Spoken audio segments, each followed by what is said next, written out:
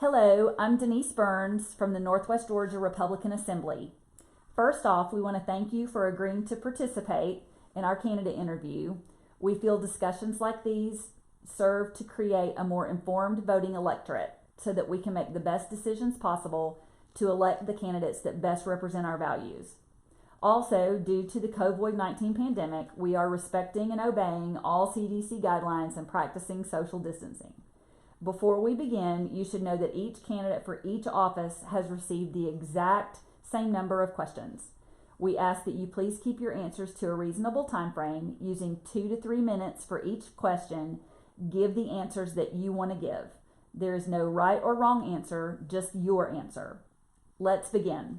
Would you please introduce yourself and state the office and district, if applicable, that you're running for? Good evening. My name's Ray Johnson. I'm running for the Catoosa County Chairman of the Commissioners of Catoosa County. Thank you for being here. The cities of Ringgold and Fort Oglethorpe have been advised by the Georgia Municipal Association, which is a non-government agency, to severely restrict local business operations. Who is the county commission taking advice from concerning COVID-19? Is it a department of the Georgia state government? Is it a voluntary association that Catoosa is part of? That question, I would not know who they are taking. I mean, what I've seen and stuff, they're trying to go to guidelines of the people, of the CDC or whatever, that's showing the guidelines and trying to go along with the guidelines of the city. What I've seen on Facebook and stuff, I have no idea what guidelines they are representing at this time. I do not know. Do you agree with the approach that Governor Kemp has taken? I don't know everything he knows. Do I agree with it or not?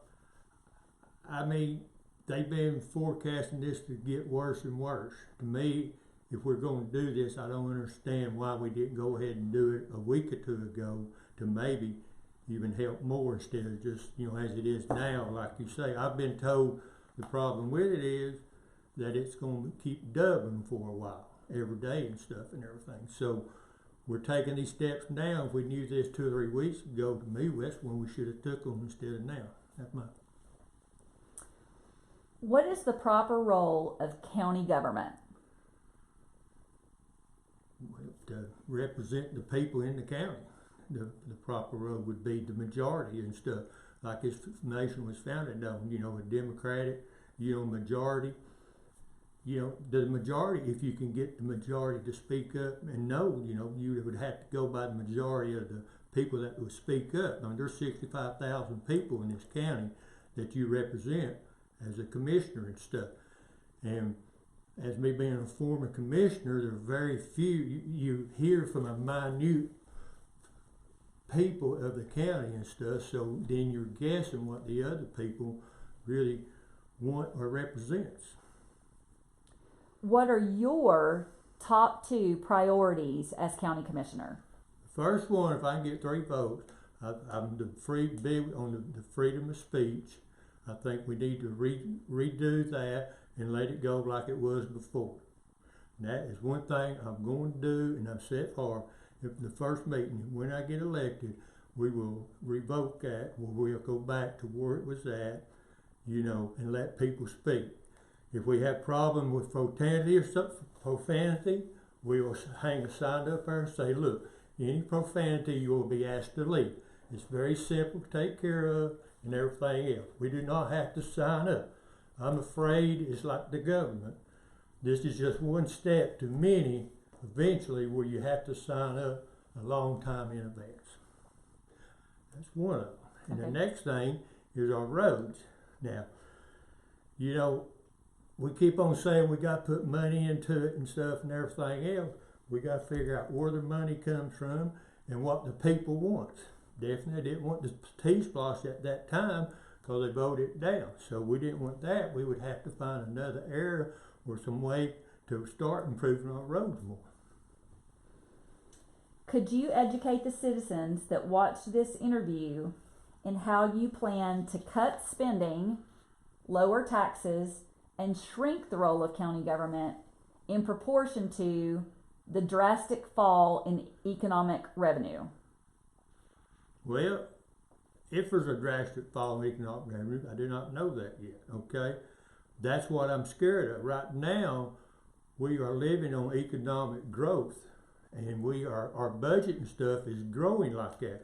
My concern is now we should be conservative now and let that growth go to put into the roads and stuff now for when it does fall, because at one time the county had to lay off a bunch of people and stuff just a few years ago on account of the growth. I mean, right now our growth is very good, and you know, we should be watching our P's and Q's and putting the money where it goes.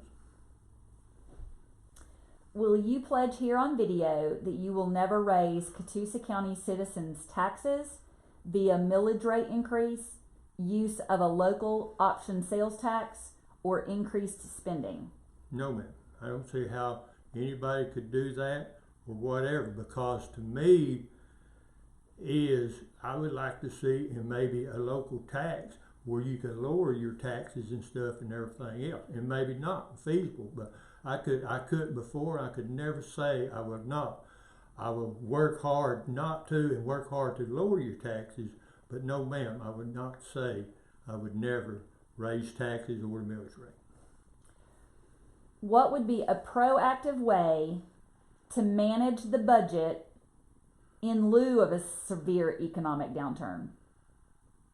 Well, to have it in control before that economical downturn came and stuff, you know, you might have to do something like Governor Kent does. We may have to come out now and say, hey, everybody needs to cut their budget 5% or something now to help start lowering and making them start thinking and stuff. Because right now, all we're thinking about is raises and stuff. At one time, this county was very frugal, very frugal. When I first took office, I mean, the jobs and stuff paid, you know, reasonable or below average. And now that feel like all of a sudden everybody just is going the other way. So we need to get a handle on that. Can you pledge here on camera that you will find ways to cut each department by a modest 5% or an even bolder 10%?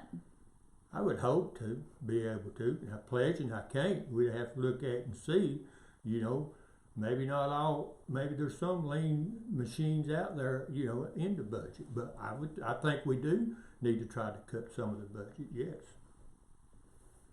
How often would you meet with department heads to see if current projects are successful, if they're revenue neutral, or to find out if they are costing citizens more than initially projected? But technically, the way this county government is set up, we're not supposed to be meeting with the heads like that. We can talk to them and stuff, but our county manager is the one that should be meeting with your heads, and she should be coming to all 5 commissioners and report to us about each one. Now, if we would like to go to them and just ask general questions about their job, a lot of the county managers didn't like that. I think you should be able to do that. But the way, unless we rearrange our government, which we could, the commissioners can, right now, the county manager is supposed to be making all, you know, everybody's under her now. Used to the finance system, the finance director was straight to the commissioners, which I think that's the way it should be. But now then, everybody's under the county manager. So if they're under her, that's the one they got to speak to, and she should be coming to us and giving us that information you just told. Can you pledge here on camera that you will never vote to propose another T-SPLOS referendum? No ifs, ands, or buts. No, ma'am. No, I will not. No, because my opinion, could propose something like that if you had the facts for a major road or to help lower property taxes and stuff, since, you know, it's a penny tax and everybody comes into the county that buys something helps pay for that too. As commissioner, will you vote to return public meetings to previous policy that allowed spontaneous appearances from concerned citizens? First meeting, ma'am. To what degree do you feel that Catoosa County is a ward of the state, that it could not exist without the aid of taxpayers in other counties? Or maybe another way of putting that question, if Catoosa County was required to support itself, without the help of taxpayers in other counties or in Tennessee, could it do it? I don't think so, no. Because the way it was set up and stuff. Some of the cities and stuff and counties have like, you know, your sewer and your electrical bills and stuff like that, like the city of Lafayette and stuff. Right now the county has nothing bringing in money but taxes and your sales taxes and stuff.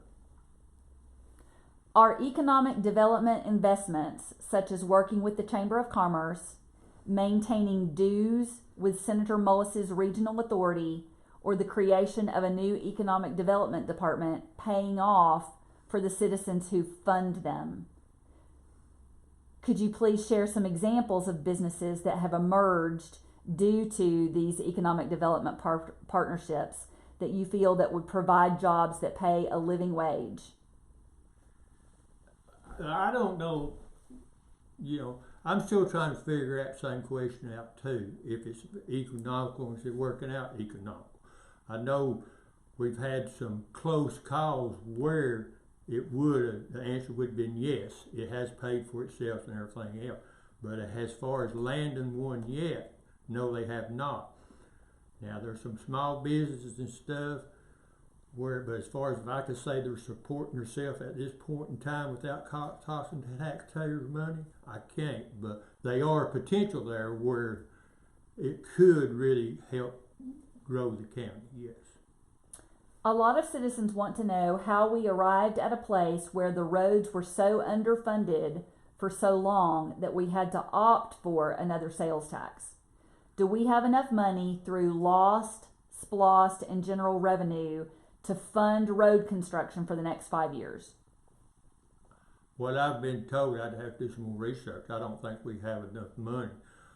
There's a certain amount of money that you have to keep on hand in case of another tornado or something like that. I think we've got some money now that could go towards the roads and stuff and loss and stuff like that, and see if we could find other creative ways, you know, instead of maybe paving the whole road, just spot paving and stuff like that to get our roads back in shape. For some reason, why we have let them get out of hand. And you know, it's not a 4-year fix or whatever. I think it's a longer fix than that, but there need to be some plans and a fix put in place where we start gaining instead of losing like we are now, yes. What percentage of the county budget is used on the betterment of the county's roads? I do not know that question. I'd have to check. Do you believe roads are a priority? Yes, ma'am, I do. I do. I think roads will bring better businesses and everything else in here, yes. Okay. Last question. Will you pledge to propose an ordinance that makes Catoosa County a sanctuary for the Second Amendment and serves to safeguard our citizens from unconstitutional gun ownership restrictions? I have signed that petition and I do believe in it. Now, all the legalities of it, I do not know. If it's not no big legalities, I don't see no reason not to sign it to make us a sanction like that. But you know, I would have to do a little bit more legality digging and stuff first. Okay. That's the end of the interview questions. I'll give you 3 minutes to wrap up with how you want to finish the interview. Okay. My name's Ray Johnson. I'm running for the Catoosa County Chairman spot in Catoosa County. I've been here all my life. I'm 65 years old, and I was a commissioner 4 years. I've learned a lot, and I've made some mistakes. I would like to come back to correct them and represent the people of the county and hopefully get us back on track the way we were and the way we need to go. And I want to appreciate for your vote and your support. Thank you. Thanks, Ray. Okay.